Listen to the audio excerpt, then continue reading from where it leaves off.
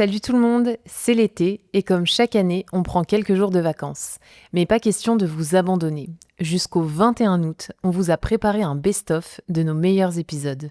Chaque vendredi, vous allez pouvoir écouter l'un de nos épisodes préférés, ceux que vous avez le plus aimés depuis la création du podcast il y a 3 ans, ou ceux qu'on trouve les plus utiles pour progresser en français. Et puis vous le savez, un bon épisode, ça s'écoute souvent 2 fois. On comprend plus de choses, on remarque de nouvelles expressions et on progresse encore.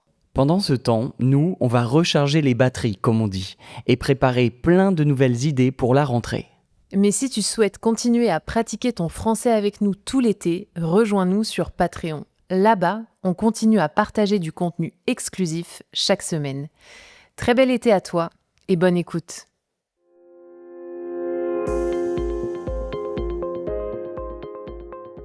Bonjour à tous et bienvenue dans un nouvel épisode.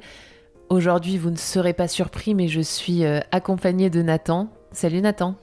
Salut Violaine, salut tout le monde pour la 68e fois. Ça commence à faire ? Je compte bien. Ouais, je crois que les comptes sont bons. Comment ça va aujourd'hui ? Ça va, surtout que je viens de prendre mon 4e café de la journée. C'est le début d'après-midi, à 4h de l'après-midi. C'est normal ? Ouais, moi ça me paraît normal, d'autant que tu as introduit notre thème du jour. Aujourd'hui, on va parler d'un thème très spécial pour les Français, le café et l'amour qu'on porte au café. Déjà, j'ai envie de commencer peut-être par une chose avant qu'on entre dans le vif du sujet, Nathan. Peut-être préciser pour les gens qui nous écoutent que café, en français, ça désigne quand même 3 choses. La première, évidemment, c'est la boisson, ce qu'on boit quand on boit un café, mais il y a aussi d'autres choses. La deuxième chose, c'est le lieu, évidemment. On va au café. C'est une sorte de brasserie, même de restaurant, de café, donc le lieu, comme on dit. Ça représente plein de choses. Ça peut aussi être un bistrot, par exemple. Ça peut être aussi, comme tu dis, un lieu qui fait restaurant ou juste on peut s'attabler pour boire un café. Donc on va au café, exactement. Et quoi d'autre ? Et en fait, c'est aussi le moment. C'est ça, quand on dit par exemple, allez, on va se boire un café. Est-ce qu'on va vraiment boire un café ? J'y pense alors parfois oui, mais si je dis à un ami, ça te dit de boire un café, d'aller prendre un café maintenant, peut-être que dans la foulée, je prendrai une menthe à l'eau, pour pas citer de marque, une boisson gazeuse célèbre. Bref, c'est pour boire un verre en fait. En fait, à la différence de boire un verre qui va plutôt être le soir quand on boit de l'alcool, boire un café, c'est un peu quand on va boire un coup l'après-midi et que là, on va prendre soit une boisson chaude, soit un soda, soit un soft, etc. Et à mon avis, c'est aussi surtout l'occasion de se retrouver pour discuter. Quand je dis ça à un ami, par exemple, on va boire un café, c'est surtout l'occasion de se retrouver, de discuter, de parler de quelque chose. Voilà. Exactement. C'est le moment. Exactement, un moment de partage. Bref, tout ça pour dire que, café, ça désigne 3 réalités, 3 choses. Ça prouve à quel point c'est important dans notre vie au quotidien. Peut-être qu'on peut parler de nous, notre relation au café. Alors, j'ai envie quand même de préciser, donc moi je suis une grande fan de café, j'en bois beaucoup, mais peut-être qu'on peut mentionner qu'avant 2017, je n'aimais pas le café. Qu'est-ce qui a changé ? Ce qui a changé, c'est que j'ai commencé un travail à la radio en 2017 et quand je suis arrivée dans la station, dans l'entreprise, je me suis dit, mais peut-être qu'il faut que je me force à boire du café, ça fait un peu pro, ça fait un peu adulte. J'allais pas prendre genre à la machine à café un chocolat chaud.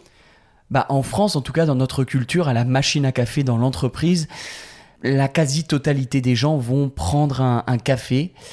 Un thé, c'est beaucoup, beaucoup plus rare. Un jus de tomate, ça peut arriver peut-être l'été, mais là aussi, c'est rarissime. Donc, on va prendre un café. Ça fait adulte, t'as raison. Donc, avant, tu ne buvais pas de café. C'est vrai, quand tu dis que tu es une grande consommatrice de café, t'en bois combien par jour ? J'en bois 4 par jour en général et surtout, en fait, j'en bois tous les jours. C'est-à-dire que moi, le matin, si je me lève et que j'ai pas mon café, ça peut très mal commencé. Il y a eu des fois où il y avait plus de café à l'appartement et je suis sortie en pyjama, en tongs au supermarché à côté parce que c'est presque une addiction. Si je commence pas la journée avec un café, ça passe pas. Donc je dirais 4 par jour, 2 le matin, 2 l'après-midi. Je crois que dans les, pas dans la norme, mais dans les recommandations, en tout cas pour la santé, on dit souvent entre 2 et 4, 4 maximum. Sinon après on est un peu trop énervé, c'est pas très bon pour notre corps. Moi je dirais entre 3 et 4 aussi, très souvent pour être précis, un pendant le petit déjeuner, pendant que je mange en fait, avec mes tartines au beurre, c'est la réalité, je me prends un café. Le matin, moi c'est un café allongé, alors que ensuite, je vais reprendre un second café dans la matinée, je dirais autour de 10h30, 11h. Là, le café sera souvent plus court, donc ce sera un expresso, comme on dit, un espresso. Et en début d'après-midi aussi, un café assez serré, un café court. Ouais, mais je crois que le matin, tu prends un double expresso, pour être plus précis, parce que t'allonges pas ton café avec de l'eau. Ça dépend. Parfois, je prends un café allongé, c'est-à-dire qu'il sera un peu moins fort avec de l'eau, mais c'est vrai qu'aussi, parfois, je double l'expresso. Donc, mais globalement, c'est vrai que les Français boivent du café le matin. Nous, on va utiliser la machine, une machine avec les petites capsules violaines. Comme pas mal de Français, je sais que mon père, ma grand-mère aussi utilisent ça, pas mal d'amis également. Avant, on utilisait, je crois, la cafetière française. Non, on utilisait la moka, la cafetière italienne. Ah c'est oui, ça dont tu parles. pardon, la cafetière italienne, évidemment, avec du café en dessous. C'est ça qu'on met. Et qu'on porte à ébullition sur les plaques de cuisson. La cafetière française, c'est quand on presse le café Tout à fait. comme ça. Ouais, donc la moka, la cafetière italienne. Il y a aussi certaines personnes, moi dans mon entourage, donc c'était le cas de mes grands-parents, c'est aussi le cas de ma mère, qui ont des machines à café à filtre. Franchement, c'est pas fou, parce que je trouve que ça fait un café, comme tu l'appelles et comme on l'appelle en général, un peu jus de chaussette. Donc un café qui est très peu concentré. Et... Parce qu'on imagine la chaussette qu'on va presser pleine d'eau ou de café, et ça va faire un jus. Et c'est péjoratif, évidemment. C'est pour dénoncer et critiquer le goût que ça a, qui est très léger, mais facile à boire aussi. Par moments, c'est pas mal. Et au moins, là, ça a l'avantage aussi de pouvoir prendre du bon café, peut-être en sachet, de qualité, du café du Kenya, de Colombie, par exemple, et l'utiliser aussi dans cette machine. Je trouve que ça passe, ça dépend des moments. Mais c'est plus léger. Ouais. Il y a un peu moins de saveur. Il est moins fort, le café. Ouais, c'est vrai, c'est plus un café d'après-midi, tu vois, en début d'après-midi. Et oui, dedans, tu peux mettre du café moulu, mais c'est vrai que de plus en plus de personnes ont des machines à café avec percolateur, et donc ils utilisent du café en grains. En grains, c'est ça. Et d'ailleurs, c'est l'un des derniers cadeaux que l'on a offert à mon père avec mes frères et mes sœurs pour son anniversaire. On lui a acheté une très belle machine à café comme ça, avec des grains que l'on met au-dessus. Il y a un gros bruit assez fort et ça permet de rendre le café. Bah, ma sœur et son copain, et aussi une de mes amies et son copain, ont chez eux une machine percolateur, avec percolateur, je sais pas trop comment on dit. Et c'est vrai que quand je vais chez eux et que je les vois faire un café, je fais « Ah, on dirait un peu des baristas ». Tu sais, ça fait un peu professionnel. Mais en vrai, je pense quand même que la majorité des Français, pour la simplicité et la rapidité, utilisent des machines à capsules. C'est ça, et la majorité des Français aussi boivent des expressos, plutôt des cafés courts, notamment après le déjeuner, c'est vrai. Moi, par exemple, je bois que ça. Après le déjeuner, si je suis au resto, si je suis chez moi, je vais toujours dire un expresso sans sucre. Ça aussi, c'est classique chez pas mal de Français. Et c'est rarissime de voir quelqu'un demander un café allongé, un americano, comme on dit. Un café américain, c'est super rare, sauf si on va dans des grandes enseignes, des chaînes, notamment une qui commence par un S, et qui finit aussi par un S. Voilà, mais même là, moi, alors j'y vais pas trop, parce que j'avoue que moi, je préfère les enseignes un peu indépendantes. On en trouve plein en Europe, notamment en France, en Italie, en Espagne, donc je dois le dire, je boycotte un peu cette chaîne-là, ce genre de chaîne, mais j'y suis déjà allé quelques fois, et même là, alors que le choix est fou, il y a une quantité de possibilités, de variétés de café, un peu compliqué pour moi, avec plein de choses, notamment sucrées, donc ça me dégoûte. Mais même là, par exemple, je vais prendre un espresso, et voilà, donc c'est un café totalement basique, en fait. Ouais, mais ça, on en reparlera hein, de ces coffee shops, de ces grandes enseignes, on en reparlera juste après. T'as parlé du fait que très souvent on prenait le café noir, c'est-à-dire sans sucre et sans lait, j'ai envie de dire, dans la majorité des cas. On a parlé de l'expresso, on peut aussi mentionner le café serré, qui est un mini expresso, on va dire, qui est encore plus puissant que l'espresso. Que toi, tu bois jamais, je crois. Moi, par contre, je le prends pour certaines occasions très précises, notamment quand j'ai mal de tête. Dès que j'ai un début de mal de tête, quand ça me lance, comme on dit, je sens que ça va arriver immédiatement. Si je suis dehors, je vais rentrer dans un café. Et je me souviens d'ailleurs d'Arles. Tu te rappelles quand on est allé passer un week-end à Arles, dans le sud-est de la France? Il était aux alentours de midi. J'ai eu un petit lancement, un petit pic dans le cerveau. J'ai foncé dans un café-restaurant et là j'ai demandé est-ce que c'est possible de prendre un café à emporter parce qu'ils allaient servir le déjeuner et j'ai pris un ristretto, c'est ça, Ouais. un café très serré, donc super fort, très amer. Mais c'est efficace, au moins pour le cerveau. Voilà, petit conseil que je donne aux personnes qui ont des migraines, des céphalées de tension, enfin bref, des maux de tête. Prenez ça, c'est souvent efficace. Donc ça, c'est le café serré, ce que tu prends parfois. Moi, tu le sais, quand on... Alors, on va parler là surtout quand on est dehors, quand on va dans des cafés. Moi, ce que je prends quand même surtout, c'est le café noisette. Donc, le café avec une noisette de lait, un tout petit peu de lait. Je cherche en fait le cortado espagnol qu'on boit en Espagne. Donc, le café noisette, on a aussi le cappuccino, comme en Italie, donc avec un peu plus de lait. Est-ce que beaucoup de Français prennent des cappuccinos, boivent des cappuccinos? Est-ce que tu en vois quand tu te balades sur les terrasses?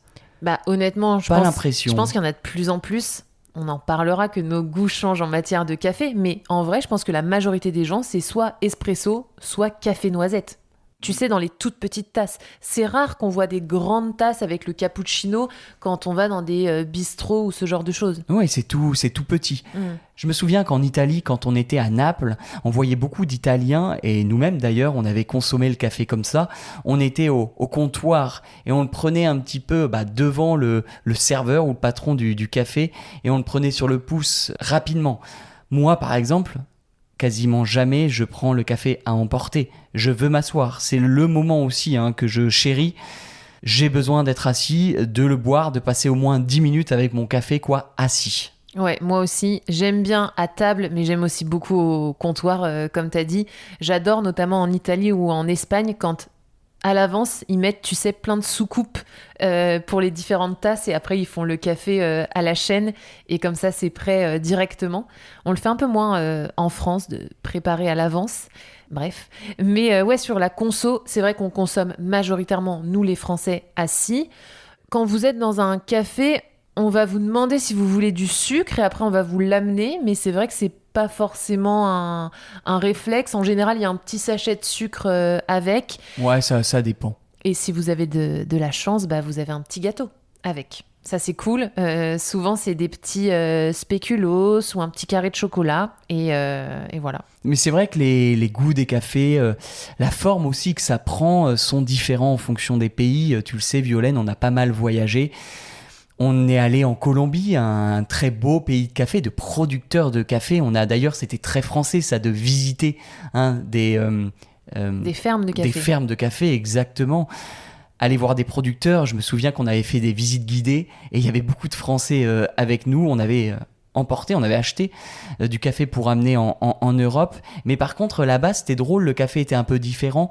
Moins serré qu'on le trouve en France, moins court. Et je trouve qu'en Colombie, quand on achetait du café comme ça à l'extérieur, il était assez sucré à mon goût. Donc c'est vrai que les Français, on aime souvent quand même globalement quand le café n'est pas trop sucré, en tout cas n'est pas directement sucré. On veut nous-mêmes mettre la dose. On préfère quand c'est amer. Moi, en tout cas, j'adore quand le café est amer. Mais c'est ça, on boit le café très très amer. C'est peut-être pour ça que j'ai pas aimé pendant de longues années. Et j'avais vu un article, on boit un des cafés les plus amers du monde. Nous, en général, en France, on boit un café qui est extrêmement brûlé. Donc c'est pour ça que c'est très très amer. Juste pour dire, on parlait, tu sais, qu'on aimait s'asseoir quand on buvait un café. Bah, déjà, on aime s'asseoir. On aime, nous aussi, demander un verre d'eau avec, un verre d'eau gratuit. Oui, parce que ici, c'est l'avantage en France, c'est qu'on ne paye pas l'eau hein, dans un café ou dans un resto. Donc une carafe d'eau, mais ça c'est au resto quand on mange. Mais même si on prend juste un petit café, on va nous apporter, si on le demande, mais pas toujours, parfois c'est automatique, on va nous apporter un mini verre d'eau. Et ça fait plaisir, notamment en ce moment, en été, quoi. Et on aime aussi, quand on s'assoit boire un café, regarder les gens. On dit souvent que les Français font ça, du people watching, mais c'est vrai et c'est pour ça qu'on aime savourer un café à une terrasse, par exemple. Est-ce que juste tu trouves que le café en général est bon en France ? Bah, franchement, ça dépend. Par exemple, quand je vois que c'est des cafés qui viennent de grandes entreprises qu'on voit un peu partout, il n'est pas très bon. Je sais qu'il y en a un à La Rochelle, comme ça, qui a le monopole La Rochelle. On ne va pas le citer. Pour moi, les meilleurs cafés, c'était quand même en Italie et en Espagne, mais en France, ça va, on trouve notre bonheur. Bonne surprise en Espagne, c'est vrai. Dans le boui-boui du coin, comme on dit, dans n'importe quel bar pas fou, pour dire la vérité, dont la nourriture était vraiment pas très bonne, tu pouvais te retrouver avec un café délicieux, dans des bars à tapas même, un petit quartier pas touristique, etc. On goûtait du café vraiment délicieux et pas cher. Le prix en France du café, il a pas mal augmenté, mais ça coûte combien ? 2 euros ? Ouais, 2 euros pour un espresso, hein, on parle d'un espresso. Franchement, au-delà de 2 euros, j'ai un peu l'impression qu'on se fout de ma gueule. Ouais, qu'on se fout de toi, qu'on se moque de toi, bien sûr, tu peux le dire. Donc voilà, non, franchement, 2 euros pour un espresso, c'est le maximum. Le café noisette, le cappuccino, etc., c'est toujours plus cher. Mais c'est vrai que dans les plus petites villes, on va dire qu'il y a une moyenne de 1,60 €. On peut trouver des cafés à 1,60 €, 1,70 €. C'est vrai, à Nîmes, hein, on trouve ça encore. Évidemment, ça dépend si tu bois ton café au restaurant de la Tour Eiffel, dans un restaurant étoilé, au musée du Louvre. C'est peut-être plus justifié d'avoir un prix qui dépasse les 2 euros. Mais globalement, non. Moi, c'est vrai, je boycotte un peu au-delà des 2 euros, quoi. Et est-ce qu'on peut peut-être donner une astuce à nos étudiants, parce que ça me fait penser à une anecdote que j'ai vécue il y a pas longtemps. En France, si vous dites « je veux un café », à un serveur, il va vous amener un espresso. Peut-être qu'il faut le préciser, ce sera le café par défaut qu'on vous amène. Si vous dites je vais vous prendre un café, s'il vous plaît », ce sera un espresso. Ce sera pas un allongé ou quoi que ce soit. T'as raison, et moi d'ailleurs, donne-moi 2 secondes pour réfléchir, mais je crois que quand je commande, je dis un café, et voilà, pas plus, quoi. Mais moi, une fois, je suis allée me poser dans un café toute seule, et juste avant de demander de m'asseoir, je dis au serveur « est-ce que je peux m'asseoir pour prendre un café, s'il vous plaît ?» Je l'avais peut-être mal formulé. Et il m'a répondu « oui, oui ». Et en fait, après, il est revenu directement avec un espresso. Alors que je voulais qu'il revienne prendre ma commande et j'aurais commandé autre chose. Oui, c'était une manière de demander si tu pouvais t'asseoir. Exactement. Ok, donc une erreur de compréhension entre vous deux. Voilà, ça nous arrive même à nous, même entre natifs. Nathan, on a parlé du prix, on a dit que franchement, au-delà de 2 euros pour un espresso, c'était pas cool. Mais franchement, force est de constater que maintenant, il y a de plus en plus de lieux en France où l'espresso va être à 2,20, 2,30. Ah oui ? Bah, les coffee shops. Ah, je t'avoue que ça, c'est pas dans mes habitudes d'aller dans ce genre de lieu. Est-ce que j'y suis déjà allé dans un coffee shop ? Je crois pas. Bon, on y est déjà allé ensemble. En France ? Pas sûr. Pas sûr en France, t'as raison.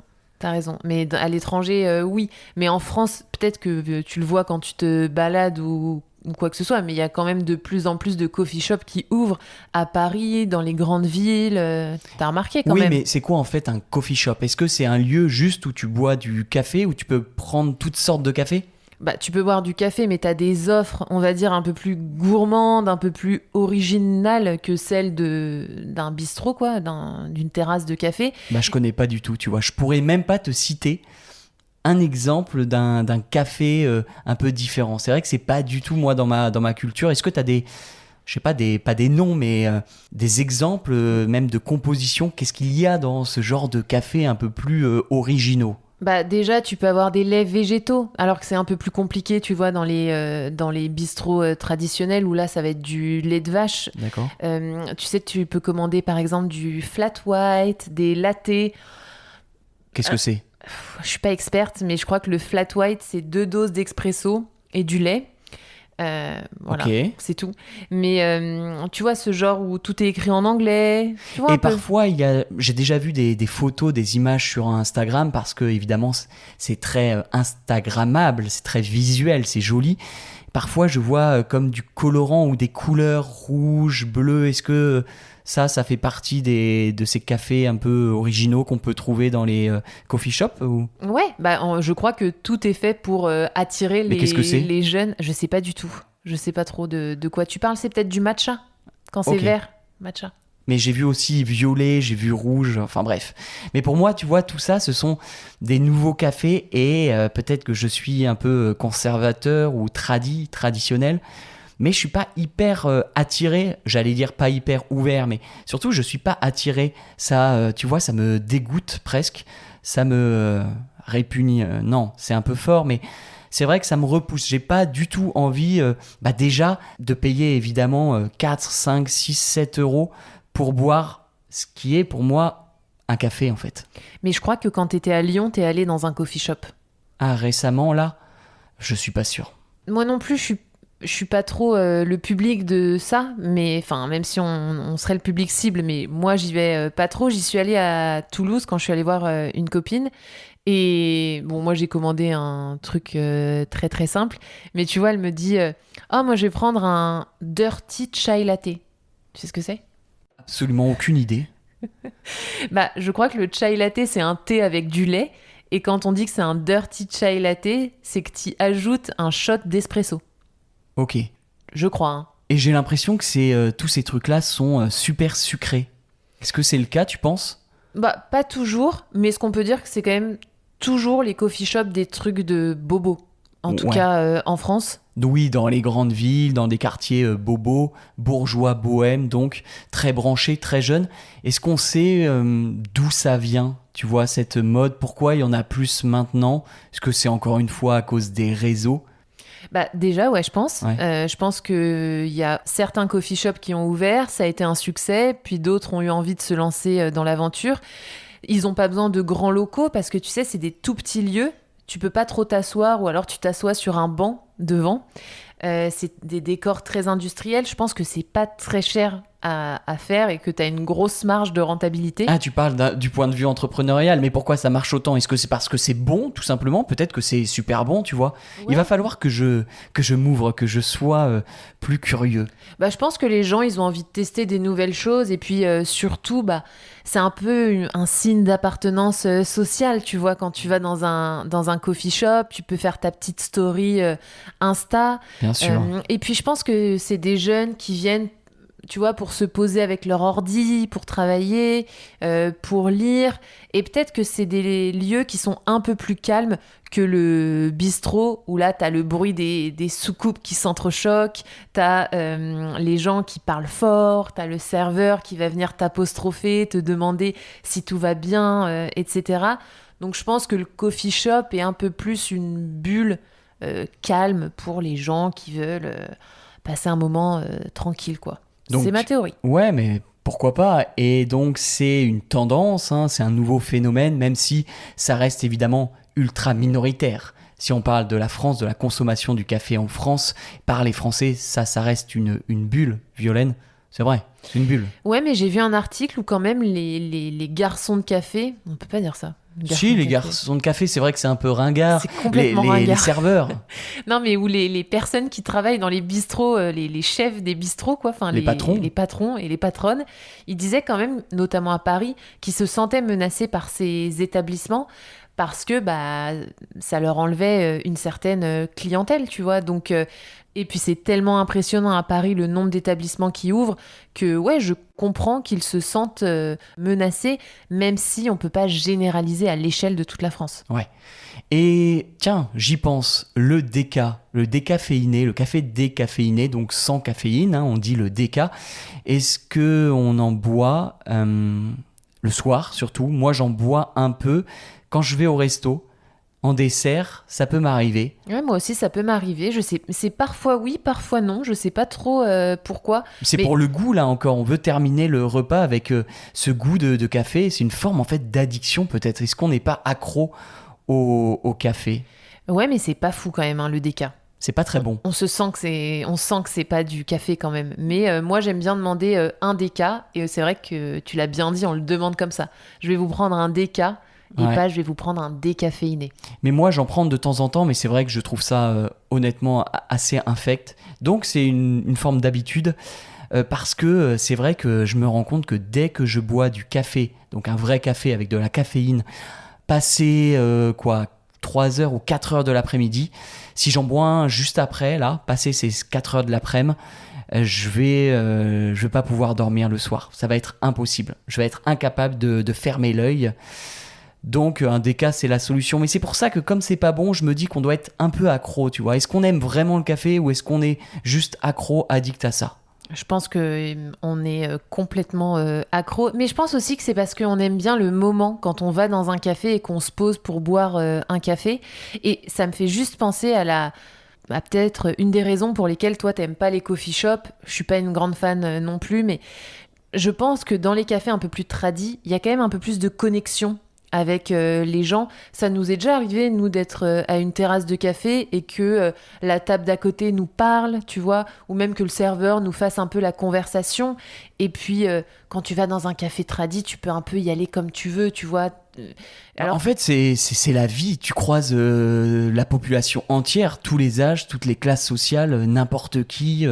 Et c'est ça que je trouve, moi, agréable. On n'est pas dans une bulle, on n'est pas dans de l'entre-soi, comme ça peut être le cas quand tu passes devant un fameux coffee shop dans une grande ville française. Et tu sais ce que disait Honoré de Balzac sur les cafés français? Non, je vais pas l'inventer, donc je t'écoute. Il disait que c'était le parlement du peuple et que c'était vraiment des endroits hyper démocratiques parce que, comme tu dis, c'est là où les gens se mélangent et là où les gens vont parler ensemble, vont échanger et où la clientèle est très variée, quoi. Et ça n'a pas changé finalement, hein. Balzac, ça remonte, mais c'est vrai que je trouve que c'est encore très réel. Donc pour moi, voilà, c'est impossible de prendre mon café en marchant, en allant au travail. Je me vois pas. Déjà, il y a un truc qui m'énerve. Tu sais ce que c'est? Dis-nous. Tu le sais, je te l'ai déjà dit.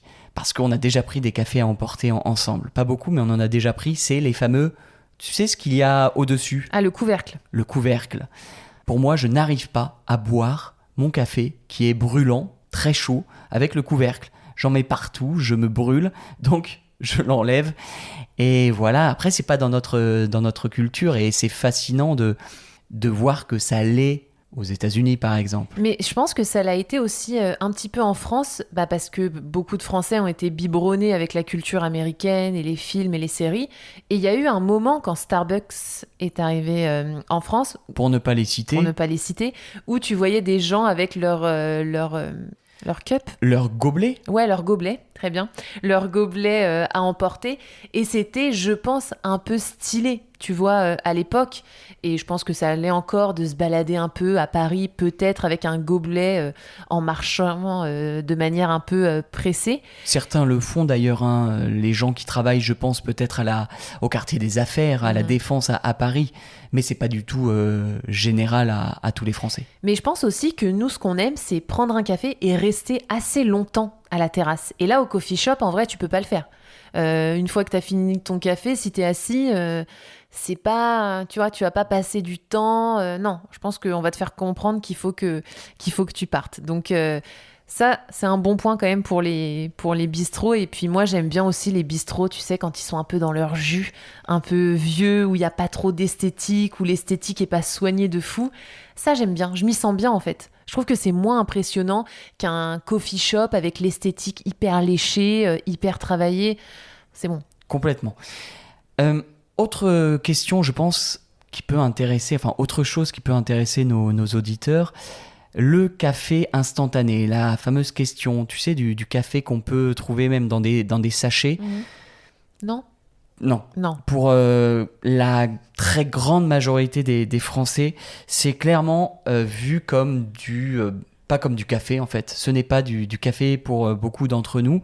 Et pourtant, j'adore ça. J'adore le café. J'en ai besoin comme toi, le matin surtout, pendant le petit déjeuner pour commencer la journée et après, à la fin du déjeuner surtout. On va dire que c'est les 2 moments où j'ai absolument envie d'un café. Mais je préfère l'abstinence. Je préfère ne pas consommer de café plutôt que de boire un café instantané. Vraiment, je ne le toucherai pas. Mais honnêtement, franchement, j'en boirai pas. Je préfère ne rien boire plutôt que boire ça. Je trouve ça infect et pour moi, ce n'est, encore une fois, c'est une autre boisson, quoi. Je sais pas ce que c'est, mais c'est pas du café. Et nous, on est aussi très ritualisés parce qu'on préfère ne pas boire un café, tu sais, quand on se balade, etc., que boire un café dans un endroit où on peut ne pas être bien assis, etc. Tu sais, on veut toujours trouver un peu la terrasse un peu sympa, confortable, où on peut voir les gens, etc. Quand tu dis nous, là, tu parles de tous les deux. Tu parles pas des Français, de Non, la non. société. Oui, ça c'est vrai. Ça, c'est propre à nous. Mais voilà, le café instantané, non. Non. D'ailleurs, on en aura très peu en France, peut-être dans des hôtels de mauvaise qualité. Oui, avec une bouilloire dans la chambre, tu Ouais, sais, exactement. mais ouais, souvent il y a quand même des machines à capsules. Nathan, on n'aime pas trop les coffee shops, je crois qu'on a compris. Il y a de l'espoir, tu sais pourquoi? Pour Petite devinette, est-ce que tu petite peux... devinette, il y a quelque chose qui revient en force en France. Voilà, les Français ont envie d'un retour à l'authentique. Un indice? C'est des endroits où on peut jouer, boire un café et parfois on peut manger aussi. Quand je dis jouer, c'est jouer les jeux à gratter, tu peux parier. Ah, ok, acheter des tickets à gratter. Ah oui, bien sûr. C'est le fameux PMU. Mhm. PMU. Tu te lances dans l'explication pour les gens qui connaissent pas? Alors, qu'est-ce que c'est un PMU? Comment le décrire? Évidemment, il y en a dans tous les cafés, dans toutes les villes, les villages aussi de France. C'est un café, c'est un lieu, c'est un café évidemment très populaire. On retrouve vraiment toutes les couches de la population. Et c'est vrai que c'est souvent un lieu en fait qui a plusieurs usages, plusieurs fonctions. On peut boire un café, il y a souvent quelques tables évidemment.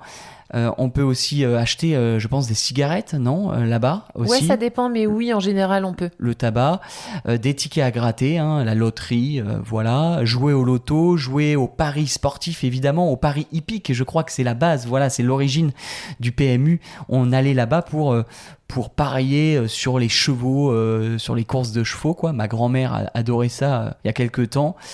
Et ça, en fait, c'était souvent, honnêtement, un endroit un peu craignos, un peu glauque. Très mal vu. Très mal Pendant vu. longtemps. Parce que c'est vrai qu'il y avait plein de gens qui venaient aussi et certains qui consommaient beaucoup d'alcool. Donc il y avait des personnes alcooliques. Parfois, voilà, il y avait des petits problèmes. Ça sentait pas toujours très bon. Bref, c'était l'image qu'on lui collait à la peau.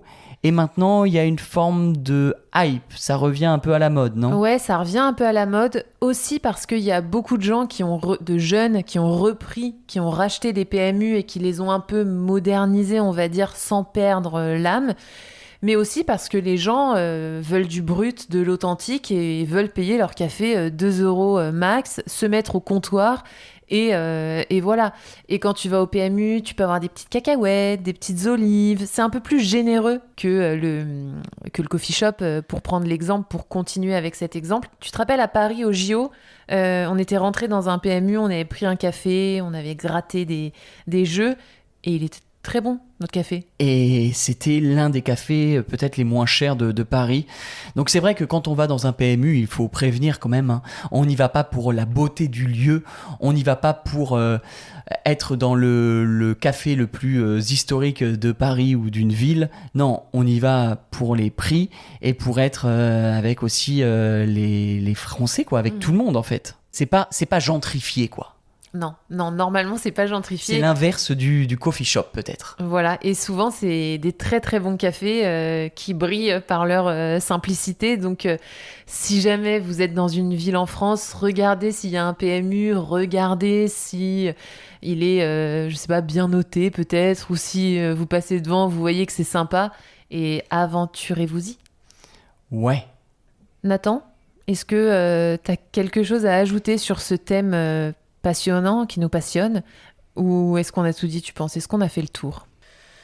Bah, Violaine, j'ai quand même noté quelque chose, j'ai envie de t'en faire part. Quid du café gourmand?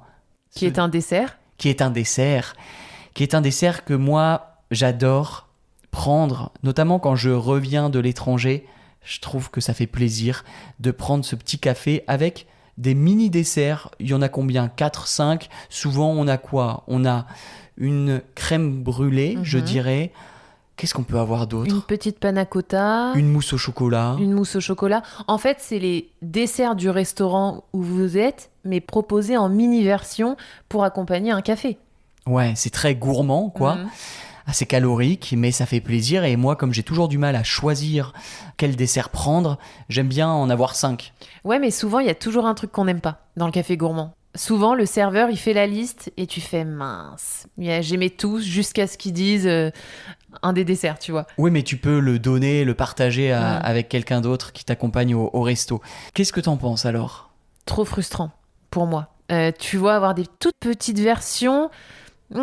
trop frustrant parce que oui, ok, tu goûtes à tout, mais si t'as un coup de cœur sur un petit dessert, tu fais j'aurais dû le prendre en gros, j'aurais dû le prendre en version normale, tu vois. Donc ouais, non, moi j'aime pas trop, j'en prends pas souvent, enfin j'en prends même jamais pour être honnête. Mais je sais que les étrangers adorent, les touristes aussi, c'est un dessert qui est réconfortant, qui fait plaisir, voilà. Ouais, non, ça reste cool quand même. Je crois qu'il est malheureusement le temps de conclure. Ouais, Ouais. je crois qu'on a terminé. Est-ce que tu prendras un café aujourd'hui? Là, il est 16 ou 17 heures, je sais même pas. Est-ce que tu penses en prendre un juste après? Malheureusement, non. C'est fini. C'est fini, là, c'est trop tard. Et puis, j'ai épuisé mon quota de café pour la journée. Rendez-vous demain matin alors. Rendez-vous demain matin à la machine à café. En attendant, on vous laisse. On vous dit à dans 2 semaines. Ciao, ciao. À bientôt.